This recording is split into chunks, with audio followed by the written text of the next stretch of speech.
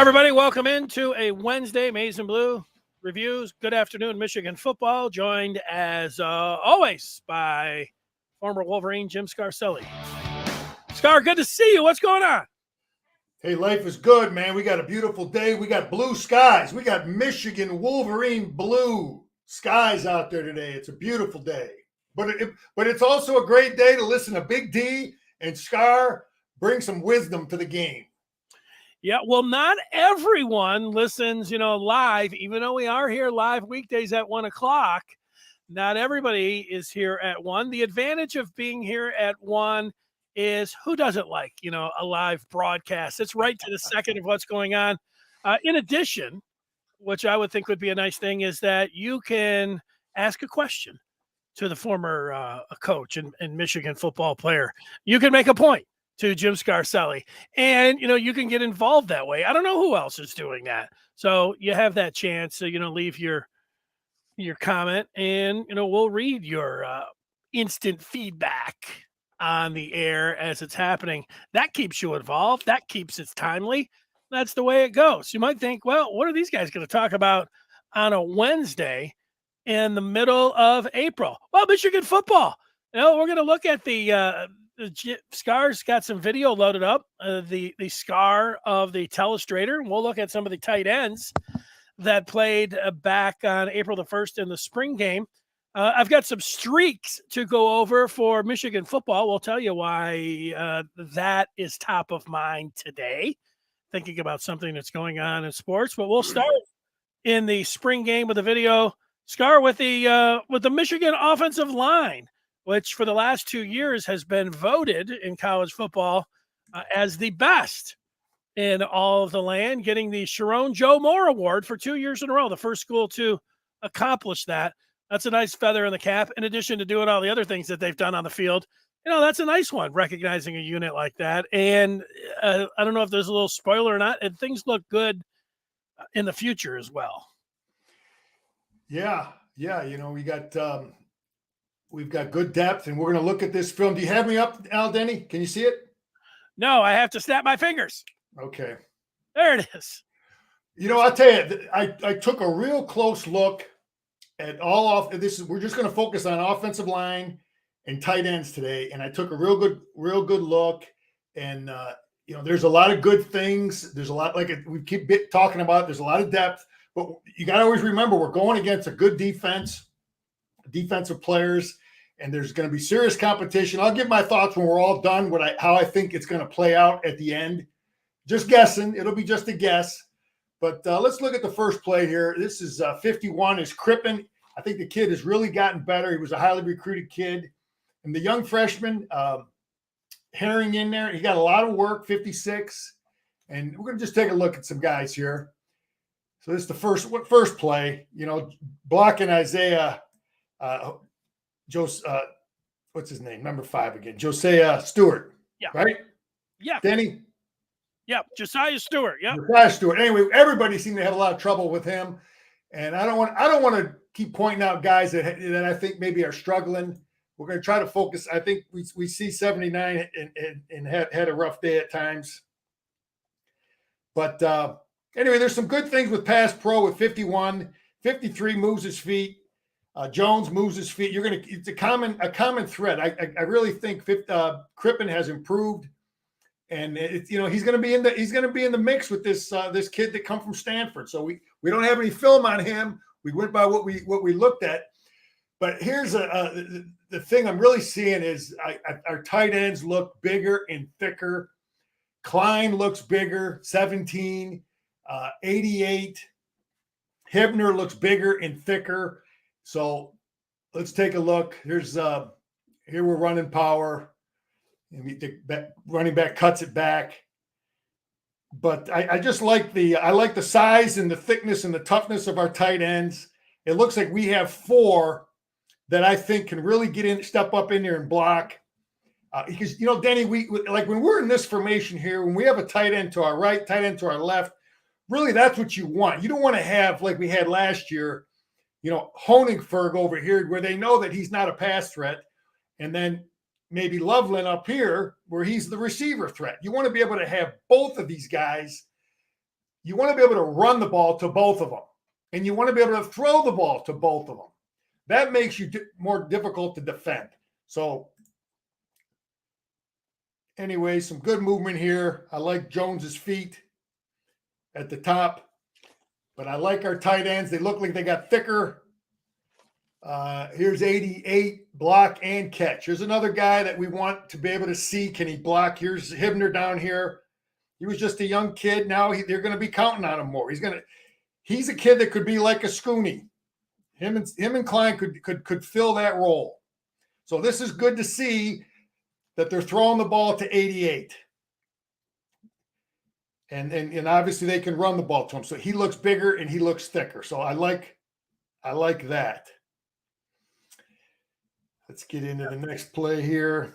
Well, Scar, on these tight ends, as you look through them, Loveland obviously emerged last year as a fabulous pass catcher, and we'll see where he's at physically. But when you look at Hibner, who just caught that ball, listed at 6'5", 245, you get the transfer from Indiana, A.J. Barner, 6'6", 250. Marlon Klein, 6'6", 245. So they're all right in that 6'5.5", 247 range. And I think I don't know what a body style and height, they all kind of look alike. Is there one that distinguishes himself as more of a pass? Danny, I've only got, I only have these few plays in this scrimmage, my little bit of that I looked at in practice, but they're all looking. You want to have depth, and you're absolutely right. I think Jim has a prototype that he wants, probably 6'5", 6'6", 250.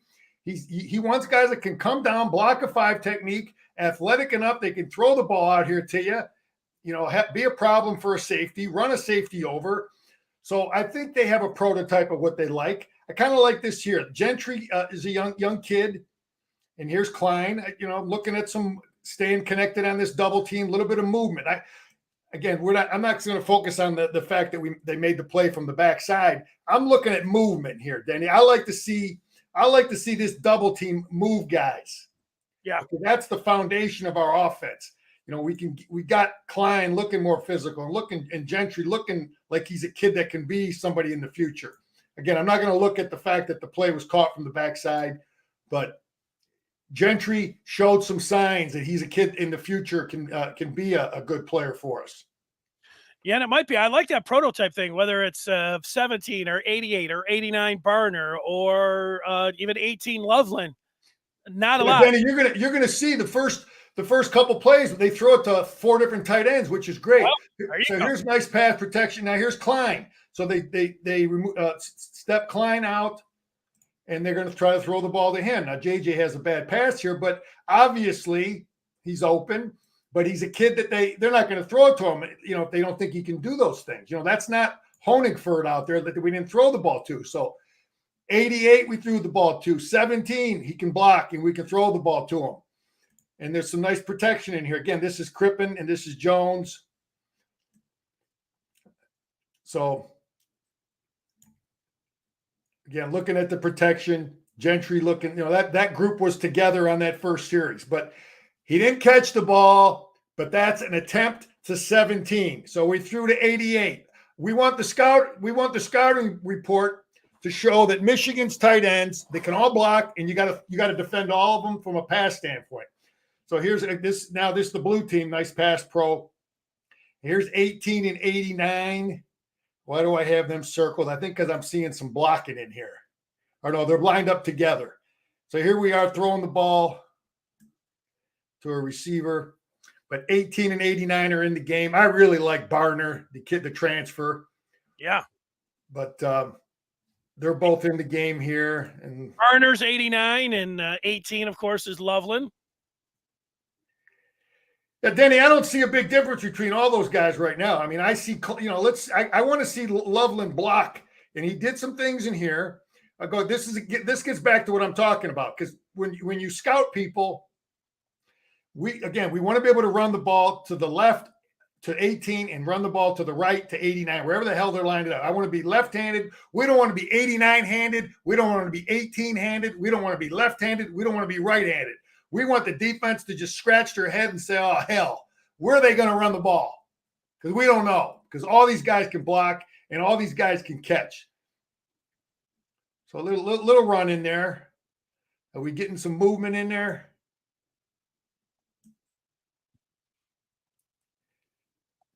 Tough sledding against that defense, but I really like 89. Right now, I think he's our best blocking tight end from what I've seen in this so far. So here we know we get good pass pro here from this other group. This has got Anderson at center. So now we split out 18. We split out Loveland. We split out 89. Again, we couldn't do this with Honigberg last year. So let's see. What do we do? So we threw the ball to 17. We threw the ball to 88 that first drive, and now we're throwing the ball to 18. So the scouting report says Michigan's got tight ends that can run and can catch the ball, and they can block. You follow me, Denny? I sure do. You know, sometimes I see Michigan fans calling Loveland Brock Bowers Jr., you know, the tight end from Georgia. And that's some high praise considering how good Bowers is. But, you know, Loveland he flashes. Almost every time you watch him play, you're like, 18 looks good. He always looks good. Yeah, well, you know, Danny, like I said, that a lot of guys in the media, they evaluate tight end on looking good on how many catches he caught. Yeah, I guarantee, coaches are looking at other stuff, and the defensive coordinators are looking at other stuff. I like this here. Here's 89, and I think that's what number is that? 70? Because I got a smaller screen here, Danny. What number is that tackle? It looks. That looks like is that? It looks either like 69 or 79. I can't. Anyway, we're getting some movement here. I like the movement. We got to move people. Our offense is about moving dudes. So we get movement there. That's huge. That's great. That's what you want to see from a tackle and tight end playing for Michigan. And we got guys that can pull here. Again, they catch it from the backside, but I like seeing the athleticism. I think that's El Hadi pulling there. And 58. Barnhart looked good. Athletic tackle, and El Hadi brings the punch. He's a mean, tough kid. He's a guy that's going to play a lot of football this year if he doesn't start, is El Hadi. So this is what you want to see. You want to see movement from these guys, and then when you see athletic guys in the backside. And that looks pretty good if it's not caught. But, Danny, real quick, so that people understand what, the defense just guessed right. They guessed right here. Okay, they're bringing a stunt from the backside. They got the back handled and they got the quarterback handled here. So they guessed right, and it's a good play for the defense.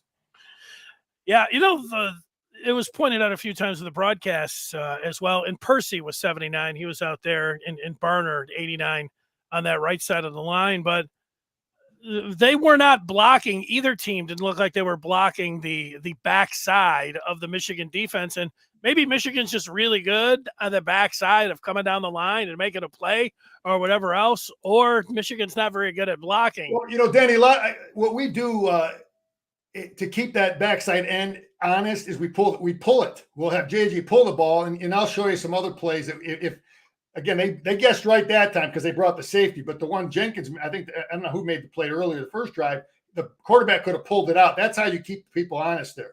Anyway, here's this is not a good look from 79 here, but let's see what else. 52 and 58, good feet. I've got them marked. So 58, these guys are right here. 52 is the center, or 62, the center, and 56 is the young freshman. So right. Anderson and Herring, I got them marked here. I like their feet. Good movement in here. Those guys are athletic kids. Herring is, he should be in high school right now.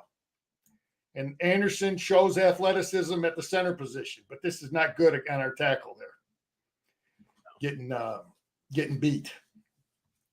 But anyway, let's get back to who are we throwing the ball here to? So we're throwing the ball to 89 again, right? So we've thrown the ball. We've at least attempted, Denny, to throw the ball to 4 different tight ends so far, right? Yeah, good eye, Scar. If you'd have said, that's what coaches do, Danny. I'm just looking at this stuff quick. Yeah, here we go. Multiple tight ends, 17, 18, 8. Yeah, this is what I remember seeing this, that I marked it down, that's what you want. You want to be able to run the ball to them and throw the ball to them. Reason I guess this is why offensive tackles are paid a lot more. It's easier to block these big 300-pounders in here than it is to block a kid like Harrell or Moore, McGregor, because these guys got to play double teams. So sometimes, it's harder to block an edge player sometimes, just athletically. So here's the Indiana transfer. We get good protection in here. Tuttle throws the ball, but that's good. AJ Multiple tight end threats. This is not good. We got to cut this off. 79's Percy got to cut this guy off. But we're getting movement here. I'm looking at movement from 89 and 52. So I like the movement here. See that movement there, Denny? That's what coaches are going to. That's when Sharon Moore and Grant put the film on. This is the stuff they're looking at, and they're complimenting. They're looking at this stuff. They're looking at movement. You see the movement here? Yeah. That's Barnhart out there at the left tackle on that spot. Look like, right? 52. Yeah. Mm-hmm. Anyway, see where this kids end up. And that's a good player there. That's Graham. That's Mason Graham. So you want to get movement. That's what these coaches are constantly going to be looking for. Anyway, I guess I got good pass pro here. Who's protecting in there? El Hadi. Barnhart looking good, moving his feet.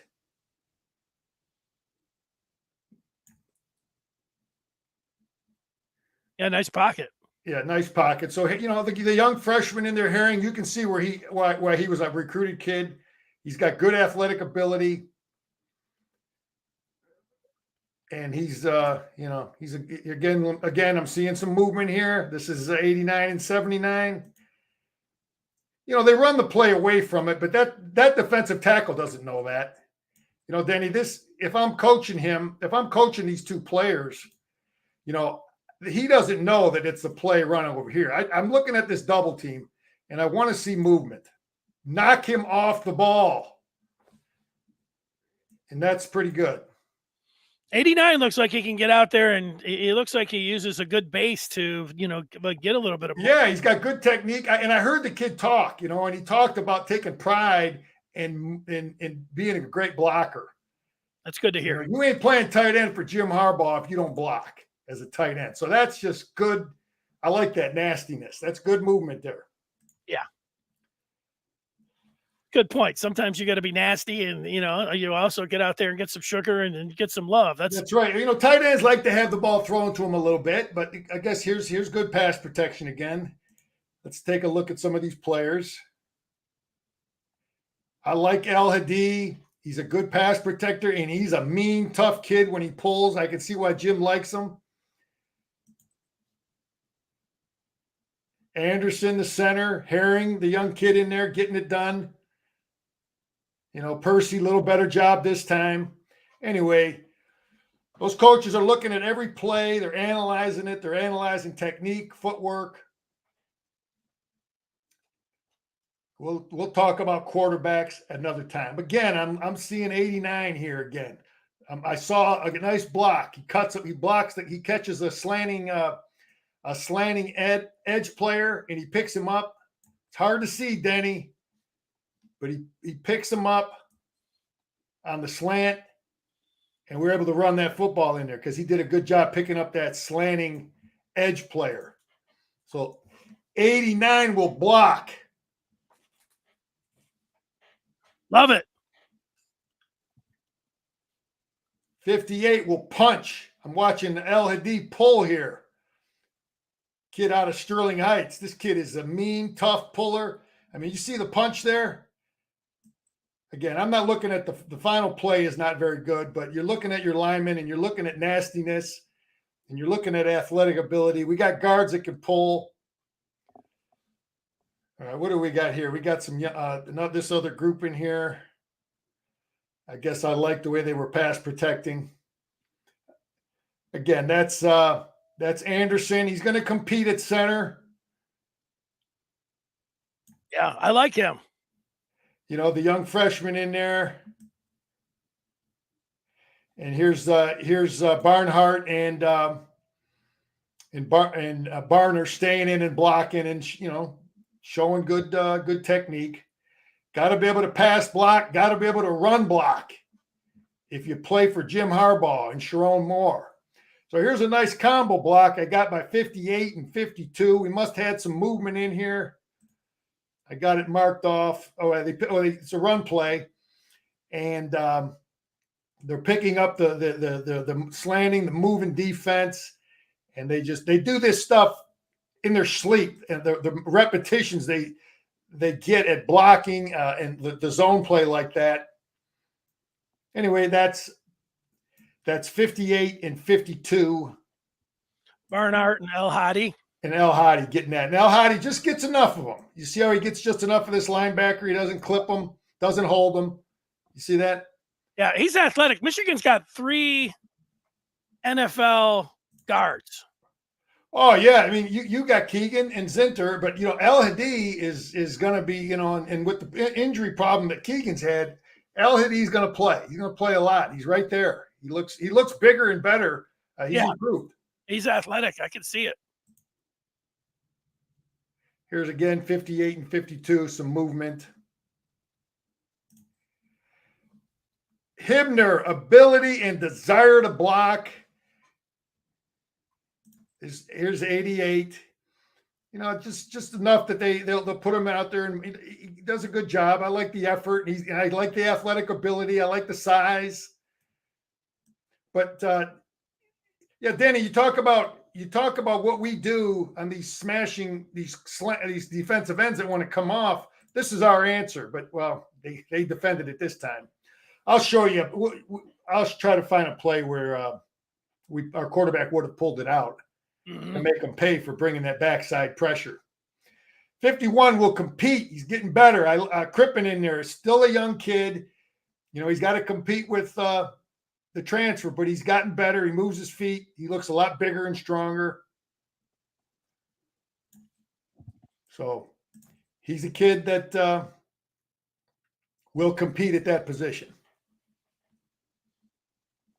Yeah, Drake Nugent better be the real deal. The transfer from Stanford coming in as a center, because you missed spring and you're a transfer. You'd think that there's going to be some competition, maybe even getting in the fall if you're not, fully 100 and ready to go. Here's a kid that he's a young guy. This Bounds up here, 72. Tristan Bounds, yeah. He does some good things, and then he's got to get better. And then who do I else have here? Is this Gentry again? 75 is, you'll see good things and just needs more reps. 75 is Gentry. So here's all these young guys, 72, 75, Crippen. It's depth. All these 74 Atterbury, and then 58 is Jones. He'll be around. He's not a young guy, but these other guys are all young, and they're getting better at building the depth. I don't know how many of them are going to really be able to start this year. Here's 53 again. He's got good feet. We like to pull him on the power away. He shows good feet here. Anytime you can block Stewart, you got to be able to defend the outside speed rush and the inside rush. So that's good by Jones here. Not very good by Gentry there. 74, get lower. You're looking at technique. Coaches are analyzing all their footwork. So he's just too high. That's why the pass rusher gets under his chin, knocks him back into the quarterback.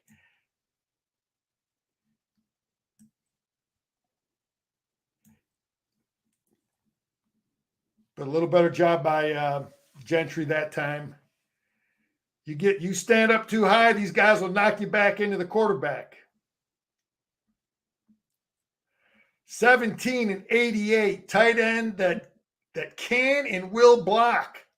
But I don't think we blocked the right guy here. Let's take a look. Here's 17 Klein. Here's 88. Hey, we don't.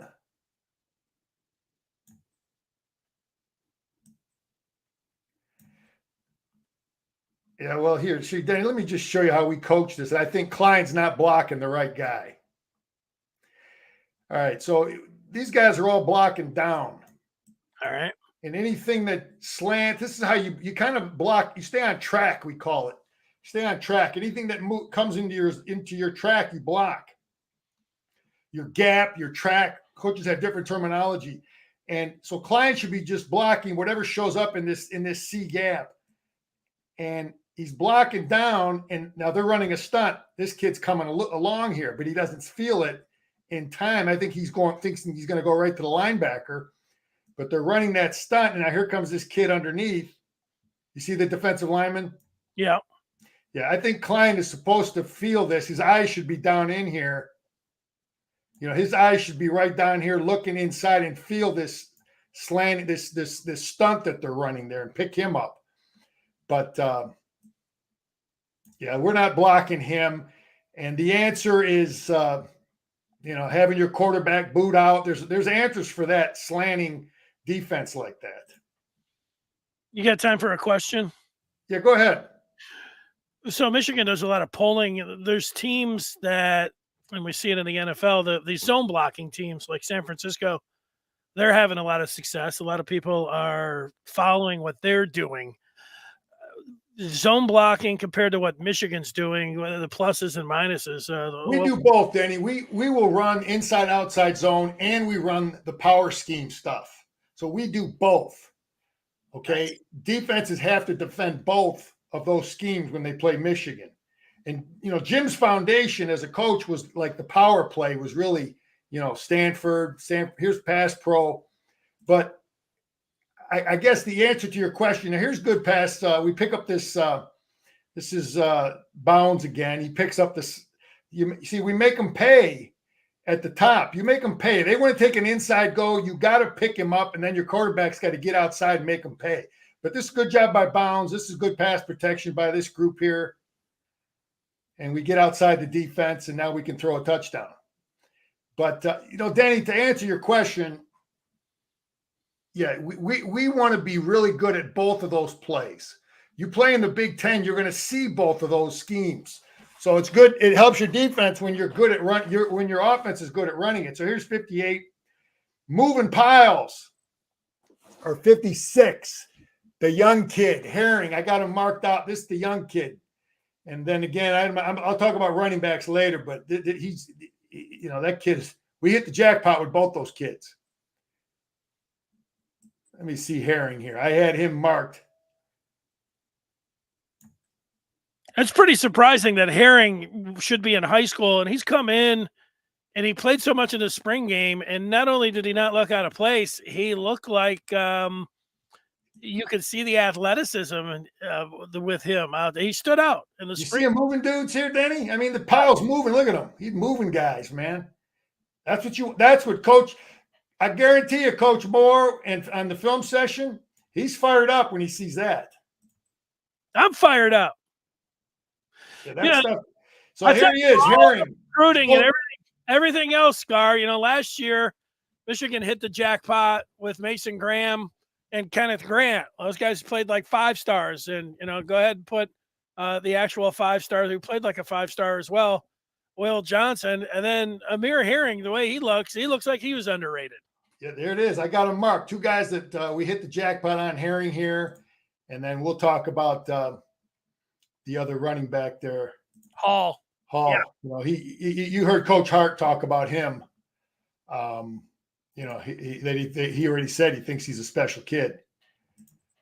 So anyway, that's all I had for today on the film session. But Denny, I tell you, this is what I think. I'm just going to throw it out there. I don't know if Michigan had to play tomorrow. This is what I think we're going to see game 1. You got a hell of a competition with Crippen and Nugent. This Nugent and Anderson looks good too. We got 3 centers. I mean, Anderson did some good things in there. Crippen did some good things in there. But if I had to bet based on what I saw on Nugent from Nugent on his Stanford film, I'm thinking Nugent might end up coming out on top. But all 3 of those kids are going to play in those 3 games. I think at guard, obviously, you got Zinner and Keegan back. All Big Ten guys are both back. El Hadi is right there. I think those are going to be the top 3 guards, and I think El Hadi is going to play a lot of football. At tackle, so I think it's going to be obviously Keegan and Zinner, and I'm guessing Nugent is going to be the guy that comes out at the center position. At tackle, we got some real good players here. Barnhart, I believe he is going to be one of the starters game 1. All right. Okay, and now you've got Henderson, the kid from Arizona State.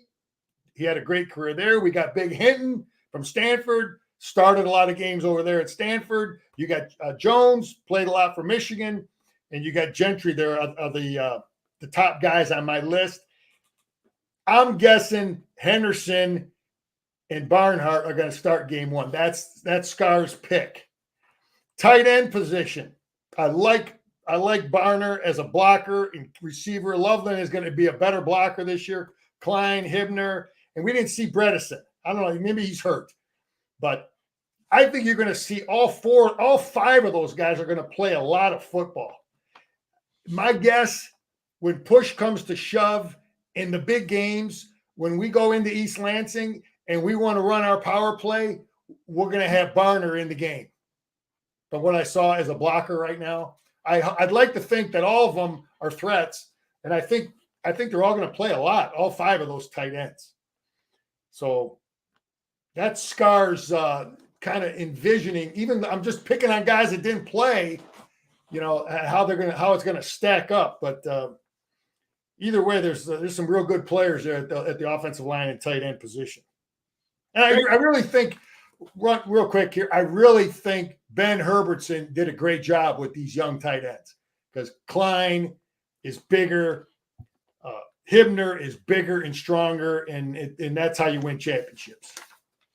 Ben Herbert, shout out. Nice job.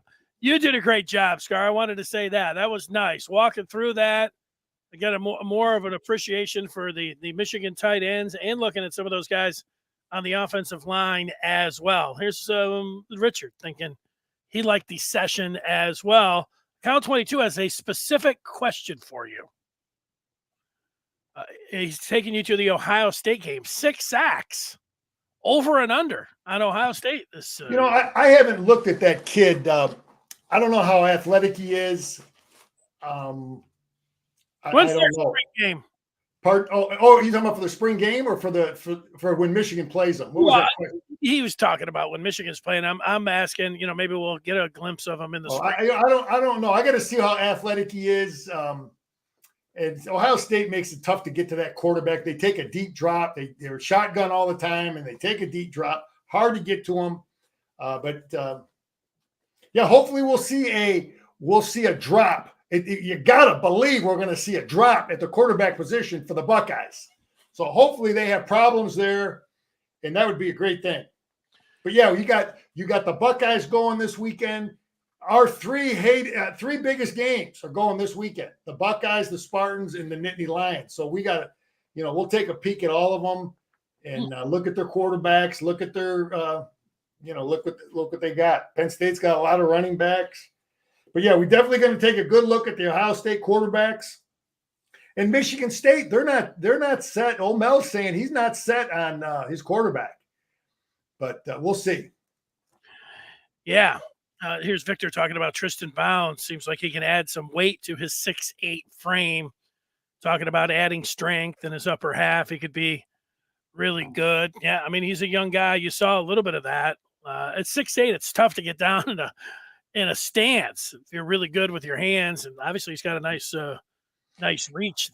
Yeah, Danny, sometimes the offensive line position, there's a lot of times a guy won't play till his 4th, 5th year. He won't start till his 5th year because there's so much competition. It takes so long to develop. I've said this before. I played with a great player, a guy named Rich Stringer. He didn't start till his 5th year. And I think he was a 3rd round draft choice with the Lions and played, 5-6 years in the NFL. And he never started until his 5th year. So that happens often.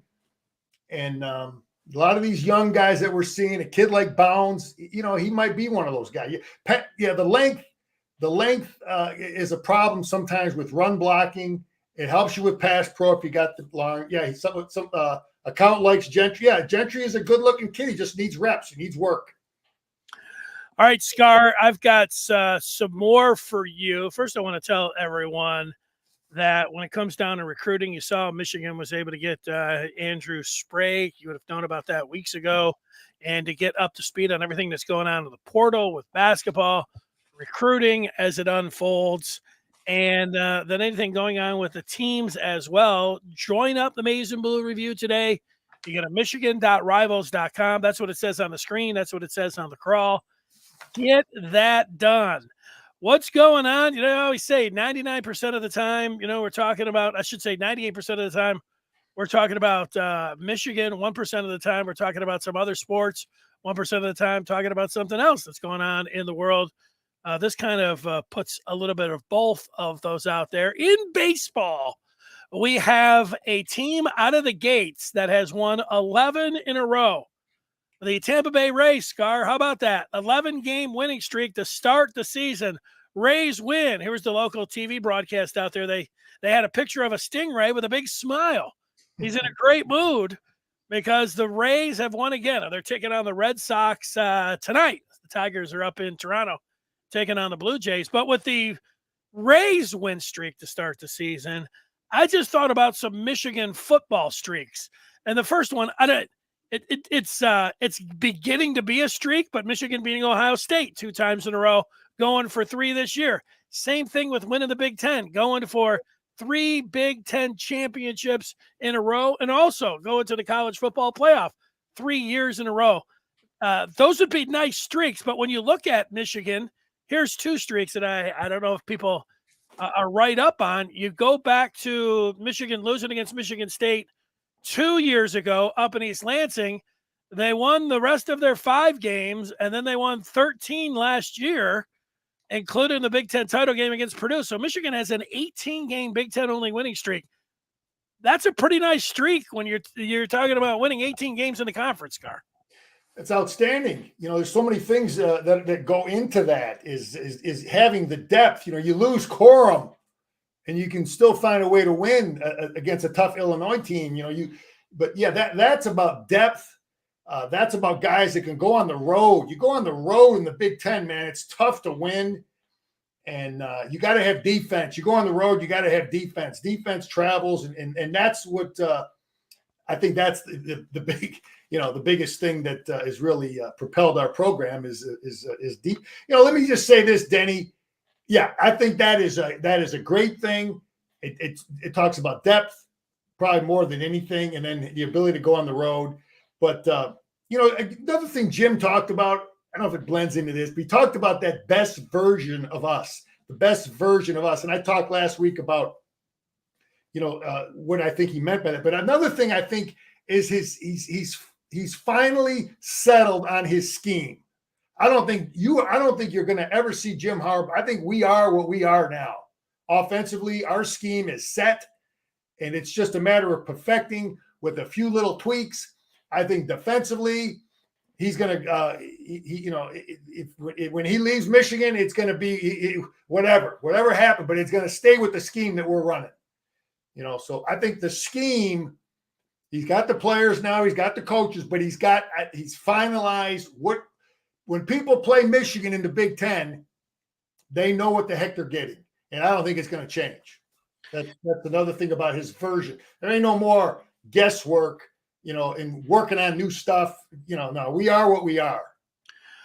Well, it's great news for Michigan. You want to be the coach is your identity and all of those things, and at first when Harbaugh came in, I remember watching him at Stanford, you'd see the tight ends and you knew that he wanted to use the fullback. And I think when he came into Michigan, this was the idea. You saw him in 2015, but there were a few years in here where the offense necessarily, along with the quarterback, wasn't going great. They were dropping that game to Ohio State that I think Harbaugh said, all right, I got to change with the times. Let's go with the speed and space or whatever else. And he gave the keys away to the offense, but he's grabbed them back. It's collaborative always, but he's back there. This is more of a team forged in his identity.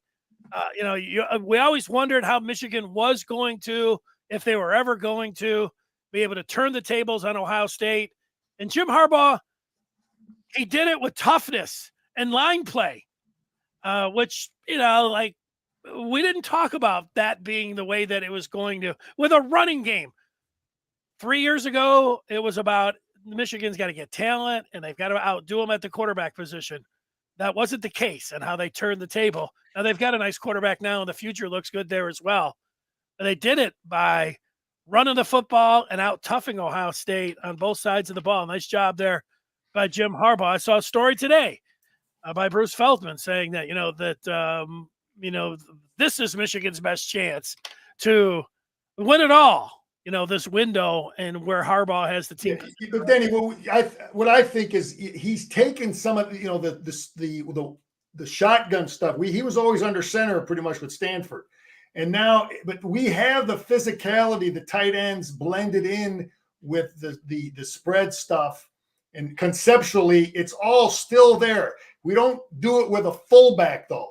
He'll have a tight end that does a lot of the same stuff that a fullback used to do when he was at Stanford. So he's running all the same stuff. It's just a little different, little tweak in the formations, but the philosophy is there. And then defensively now, it's not so much man to man. It's zone, it's man, it's good. It's a lot of the stuff we did 40 years ago when I was playing. So another real quick thing, Denny. Yeah. Cliff King, I think we need to take a look at what's going on at UCLA and USC now. We're going to be playing those people. So I find myself, what's going on with those people. Cliff Kingsbury just got hired as the quarterback coach at USC. He's either going to be an analyst or something, but, that's something of note. He's a good coach. And so he will be working with quarterbacks at USC, a team that we will be seeing real soon. Yeah, it's weird keeping track of the USC and UCLA like that. It was like that when I was watching the NCAA tournament this year. Northwestern was playing UCLA, and I'm thinking, future Big Ten foes, and it just didn't seem right. It's going to take a little bit of adjustment. That's why I like, where Michigan is at right now. I liked it in '97 that they were able to win it the old way with the voting and everything, and then they got into the BCS, and then that they were able to turn things around before they went to an expanded playoff, or before they, that they were just 4 teams, that they were able to make it these last 2 years. I like that. I'd love, I think everybody else would too, to see them win a national championship with this configuration before they get into the 12-teamer, where that Ohio State game a lot of times is going to be about, are they playing for a bye, or are they playing for home field advantage? Or, I know you don't like the idea of having to play them twice, but I think it's going to end up that way. And we do have the new commissioner now and all of that. But, college football, it's really changed in the last 2 years, but it's really changing again over the next 2 years as well with the expanded playoffs. It's going to be wild. And with the Big Ten and how that's going to work to get them in there. So changes are happening right in front of us.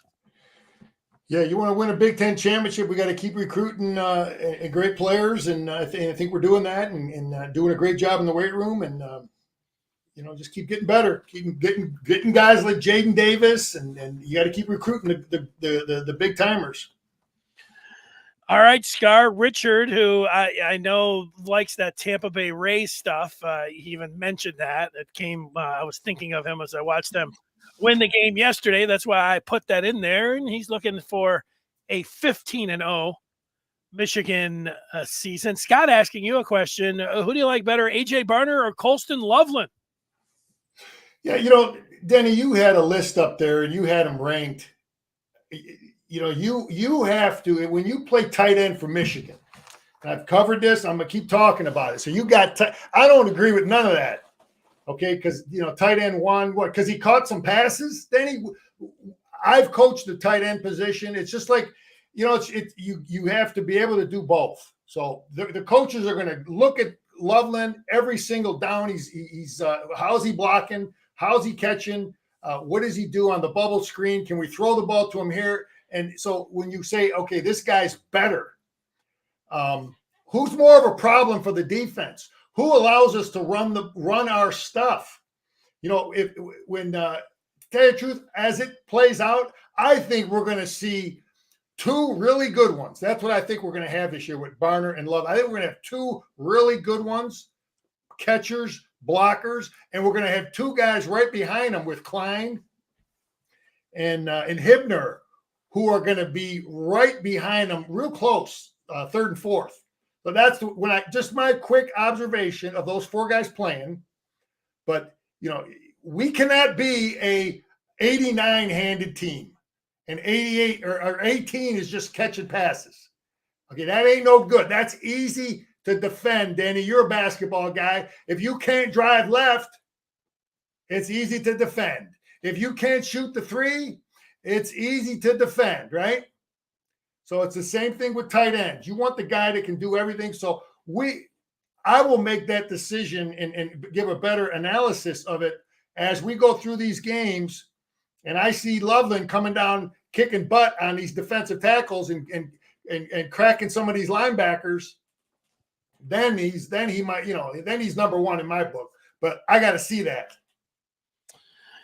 Yeah, you know, it's a little bit of hybrid. I mean, that's why you're a tight end and you're not just a tackle or you're not a wide receiver.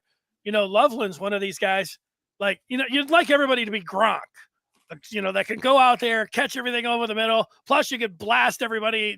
Perfect, Danny. Yeah, Gronk will block a defensive end. He's a problem for safeties to cover him, linebackers that's the ideal tight end for what Jim Harbaugh wants too. It is, and I think Loveland's a little bit more Travis Kelce-ish than, you know, Gronkowski, you know, and maybe the other guys are you know, they seem like Schoonmaker a little bit, you know, they can go out there and catch a pass, but they're also, you know, more of the guys that you're thinking about blocking. But I don't know, Loveland, I'll have to go back and watch the tape against Ohio State. I know that when you were slowing it down, you know, whatever you call, like he would go in motion. And then he was blocking the right in between those A and B gaps, shooting up there, Loveland a couple times. So he was willing, whether or not he was. I know, but you got to be able to. You got to be able to do again, it. With what we do, Denny. Our best plays, we have to have a tight end that can line up next to a tackle, and you just talked about the zone play. He's got to be able to block the zone play. He's got to be able to block down on a 5 technique.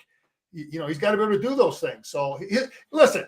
Kid was a freshman. He was a true freshman last year. I don't expect him to be a great blocker he did a great job as a true freshman, but he will be improved because you can see he's bigger and stronger. He will be a much better blocker this year. So that position, I'm not so much into giving them rankings. I like the group.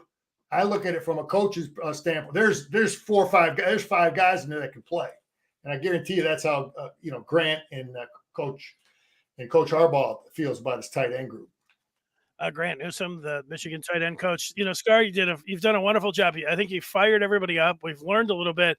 What I really like, I'm not going to say you got angry, but you get a little fired up when I put a depth chart up there. You're like, I don't know about this depth chart. And I'm like, because, you know, like, again, the average freaking guy, he ain't looking at things like a coach. You know what I mean? It's like there's other stuff that matters, man. And a lot of times the people in the but I'm a media guy now, but a lot of times people in the media, they evaluate, personnel at tight end, receiver just on catches. Well, how does the receiver block? You know, can we run reverse with them? You know, what else can we do with these receivers to really say, okay, he's this kind of a threat, or, you know, this kind of a tight end? What all can we do with the guy? What's his overall presence, where he's a problem for the defense, or is he just one-dimensional? You know, so that's how coaches look at that stuff. Because believe me, when coaches are breaking down and analyzing Michigan, Denny, I did this stuff for 25 years. You're looking at devising your scouting report and your game plan. You want to know what every player can do, you know, and then you're determining, okay, this guy they don't throw it to him. So I'm not worried. Or they only run the 84. Okay, we're gonna scheme like this, or so that's why I want guys that are a problem, multiple problems from the tight end position. That's what I want from our guys. All right, Scar, this is off the beaten path, but let's say you're sitting at a table with 5 people, and I know it's going to depend on where you're sitting in there, but give me a little run through of what you're doing with an ace-9 offsuit, and even down to ace-2. How often are you playing those? I mean, you got to be suited. I'm not ace-9 offsuit. You might throw a couple dollars at, you might call the $2. Danny, I had pocket 7s the other day. I had 2 guys ace-9 try to buy the pot, a lot of money in the pot. I ended up going all in.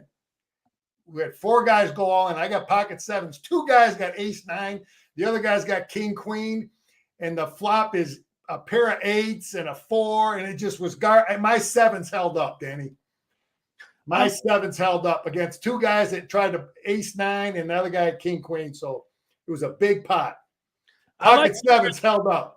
I'm not, Denny, ace-9 gets you in trouble, man. Suited, maybe. I'll play it suited, for the right price. Yeah, I'm going to generalize and just talk about myself. I don't even know if this is true, but it seems like it. I get beat by more ace garbage, ace-4, ace-6, ace-7 offsuit with my pairs, or even if I'm sitting there with an ace-king or ace-queen. More often than anything else, that's what's beat me at the table. It makes me upset. I think there has to be a correction there at some point that I'm looking forward to. So that's it. That's all I have to say. I've been there too, man. The ace comes on the flop, and you got your big king. Anyway, I think we're going to be great. I totally agree with you, Terrence. Tight end position, we've recruited well. We've developed them well. We got a good coach there, Big Grant. We got a strength coach that got him better. I do believe I see there at the tight end position. Last year we had one guy, Scooney, one guy that was a true Michigan tight end, in my opinion. This year I think we're going to have 4. And if Bredesen, I don't know if Bredesen can play at the line of scrimmage. He's more of the H-back type guy. But I think we're going to have 4 guys that can give us really, really close to what Scooney gave us. I like your assessment of the position. One last question for Jim Scarcelli on this Wednesday, and it comes from Edward, who's asking about the special teams. Where do you feel the special teams play will be this year? We took it for granted the last couple of years.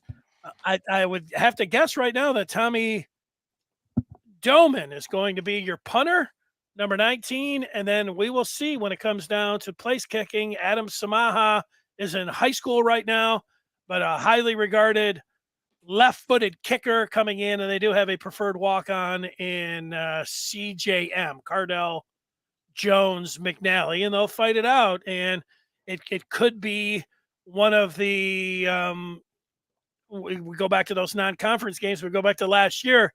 It could be one of those gifts of having those 3 games where you put those guys out there, and you're not going to know until mid-September.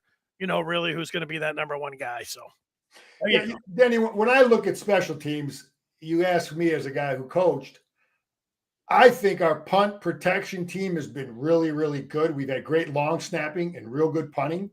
See, I'm not quite sure what he means by taking for granted that they were good, and we just assume that it's going to happen again. I think Jay Harbaugh is a great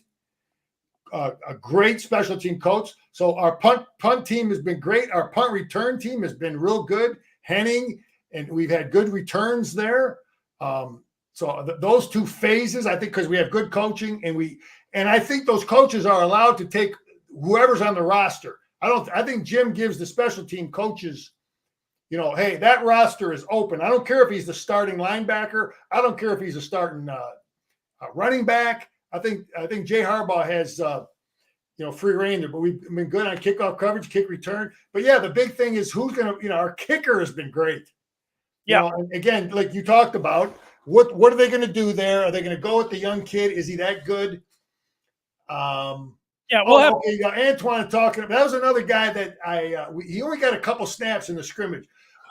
Wait to see Hogan at the tight end position. Scott, okay, that's the big kid. I think he got a few snaps in the scrimmage. No, Hogan Hansen is a 24 recruit. Oh, okay. Well, who's the kid? There was a big tackle they converted to. There's a big tackle they converted to tight end that got a few snaps in the scrimmage.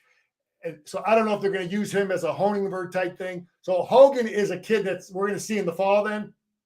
Yeah, Hogan Hansen, and then they're Okay. expecting to get Brady. I got Jim will, Jim can go into a living room.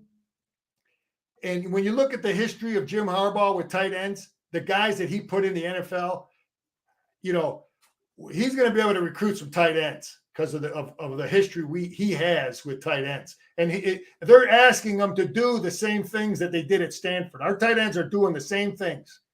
So, yeah, I didn't know which kid you're talking about, Antoine, but we keep building, man. We keep reloading, recruiting. Hey, edge you, baby, and tight end you. Just think about the depth the last 2 years. And you had Cade get hurt too, last year. But you also had, at different times, Blake Corum and Donovan Edwards getting hurt. You had Eric All at the tight end position. And you did have, you mentioned Keegan, right down the line. Hayes got hurt. Like, there was some shuffling where you would say a lot of teams that could have come up, you'd say, man, if they didn't have the depth, it could have really bit you. But, Michigan, having that depth and being able to get there on the line and at the skill positions at tight end, that really helped them out as well. Of course, the year before with Ronnie Bell going out in the first game. So that depth helped you. Yeah, Denny, you talk about 18 straight, man. I remember we went to Nebraska 2 years ago. We played 5 guards in that game. 5 guards. You remember that game we won over there? 5 of them. That's depth. All these guys were getting banged up and beat up. I've been there as a coach, man, where you're looking like, wow, who am I going to put in now? We just went through our 3rd guard. We just lost 3 defensive ends. I've been there as a coach, and you got to have answers. I got to tell you, that Nebraska game, it was 32-29. Michigan led 13-0 at the half. They gave up 22 points in the third quarter. I thought they were going to, smidge. I don't know how it is during the game. Scar, you always keep that positive attitude and everything else, but there was a time in that game when I thought, I think Michigan might lose this one. But then Hassan Haskins had a big hurdle in that game. Corum was eating corn in the end zone. And then the biggest play of the game, though, was ripping the ball away from their quarterback. Brad Hawkins. That was the biggest play of the game. He Jesse Minter talked about, disrupting the ball. You got to work on that as coaches, man. That turnover was the biggest play in that game. Scar's a good point. You were an edge at Michigan, but we forget that if you would not have played defensive end, you could have been you could have been that tight end. You could have played tight end in college if you wanted to. Well, hey, listen, man, it's the same deal now. Edge players and tight ends, they know each other well because they are going up against each other in practice all day long. And when I played, it was outside linebacker. We called that going against the tight end. So, and my coach told me the first day of practice, he said, everybody runs the sweep. The tight end's going to try to sweep and reach the outside linebacker. He told all of us the first day, if you can't play the sweep, you can't play. You understand what I'm saying, Denny? I do understand. And every outside linebacker better be able to play the sweep. Because, if you can't play it, if you're going to get reached by a tight end, you ain't playing. So you better learn to defend that. Scar, great job. I had a lot of fun. I learned something here. Keep playing those pocket pairs and keep practicing that jump shot because you never know when you're going to get challenged at both. All right? All right, Denny, go blue. There he is, Jim Scarcelli. We'll talk with you next week with Scar.